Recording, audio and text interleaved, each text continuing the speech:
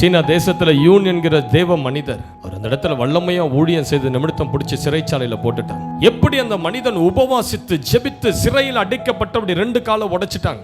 சீனா தேசத்துல பைபிள் கிடையாது, கம்யூனிஸ்ட் ஆட்சி, எல்லாம் சீக்ரெட் பிளேஸ்ல தான் ஆராதிப்பாங்க. யூன் தன்னுடைய சின்ன வயசுல தன்னுடைய அம்மா ஒரு 2 வசனத்தையும் சொன்னாங்க. ஐயோ இந்த வசனம் எல்லாம் இவ்வளவு நல்லா இருக்கு, இது எங்க இருக்குது? அவங்க அம்மா சொன்னாங்க, இதெல்லாம் பைபிள் என்று சொல்லப்படுகிற புத்தகத்துல உண்டு. இந்த பைபிள் எங்க இருக்குது? நம்ம தேசத்துல அது அலோட் கிடையாது. அது மம்மி அந்த பைபிள் எனக்கு வேணும் மம்மி, இந்த பைபிள் வேணும்னா நீ ஜெபம் பண்ணு, கர்த்தர் உனக்கு தருவாருன்னு சொல்ல 100 நாட்கள் ஃபாஸ்டிங் இருந்து ஆண்டவர்கிட்ட கேட்டானா, எசப்பா எனக்கு பைபிள் வேணும். அவன் 100 நாட்கள் உபவாசித்து முடித்த உடனே கதவு தட்ட சத்தம் கேட்டது. 2 ஆட்கள் அப்படியே பல பல பல பலன்னு பிரகாசத்தோடு 2 பேர் வந்தாங்க.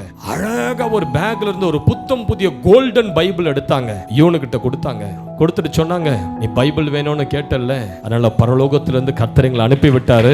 தேவ தூதர்களை இறங்கி அந்த மனுஷனுக்கு பைபிள் கொடுத்தாங்க.